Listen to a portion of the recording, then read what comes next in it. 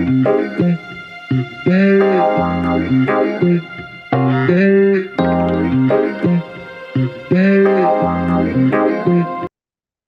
right.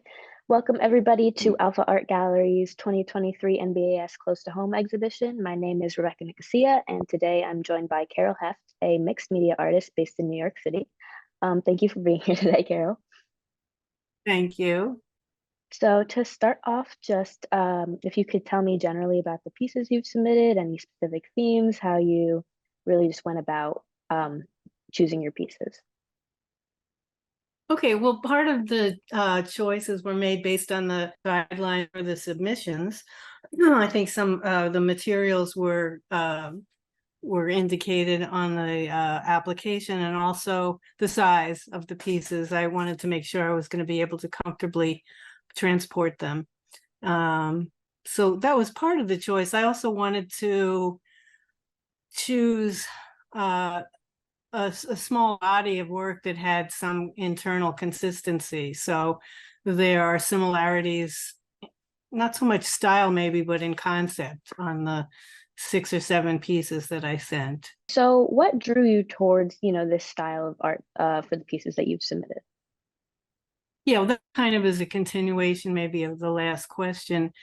I don't really consider my work stylized because I do a really wide range of work. I have a very traditional academic background. When I was about 12, I started studying with an artist named Robert Brackman, who was taught at the Art Students League and had a traditional background, having studied with people like George Bellows and Thomas Eakins and that genre. So I love to draw from observation. I also love to paint from observation, but the work I submitted, and part of some of the work I do, is based more on non-objective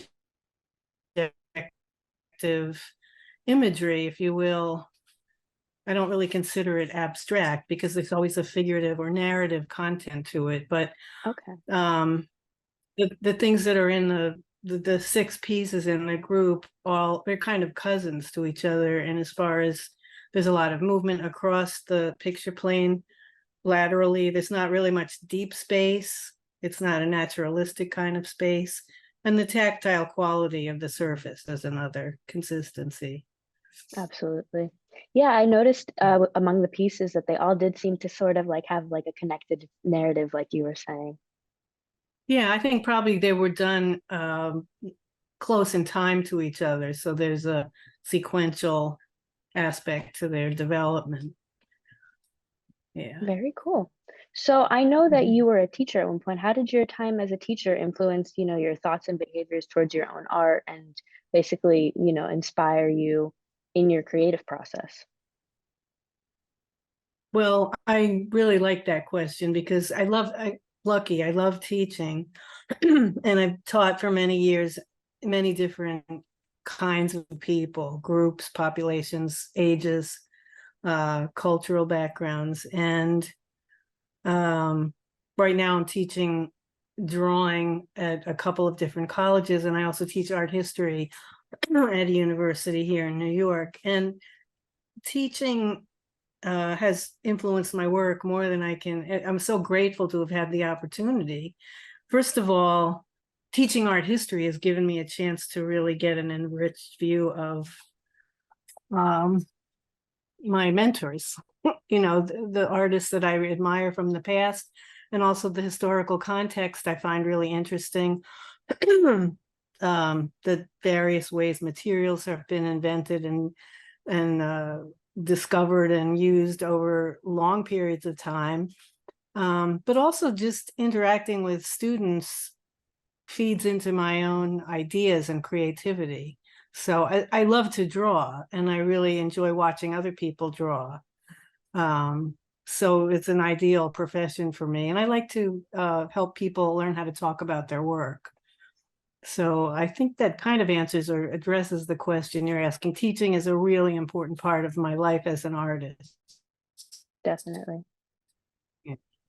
All right, sorry, I think we're a little frozen there. So would you say that's one of your big motivators that pushes you to create? Yeah, I think, interestingly, like I said, I love to draw. I like to be alone drawing. I also like to draw in groups, classrooms, or drawing groups. But sharing my work with other people in the last maybe 5 or 10 years, because I'm 70 years old now. I started, working when I was 12. So I've been a working artist for a long time. But really, in the last couple of decades, let's say, of my life, I've realized how important it is to me, not just to make things, but to know that other people will see them. And there's like a metaphysical aspect to that. The old question, if a tree falls in the forest and it makes a sound and nobody hears it, does it make a sound? And so social media has been an important factor in my motivation in the not so recent past, but in the past, and certainly in the present, because I know I can share my work on Facebook, for example, which I use. There's a community of artists on Facebook that I've tapped into, and so I get inspired by their work too. And it can be like a studio visit, and it's not so, maybe 20 or 30 years ago, you were really dependent on galleries, either commercial galleries or nonprofits or artist-run galleries, in order to exhibit your work. And now there's a much wider audience that's accessible because of social media. So I find that's affected me a lot in a good way, I'm happy to Absolutely, say. yeah. That's good. The digital age it's been very impactful for sure in the art world. So, what would you hope that your viewers on social media and just in general coming to gallery exhibitions will take away from your artwork? And also in my classrooms, I think the same thing.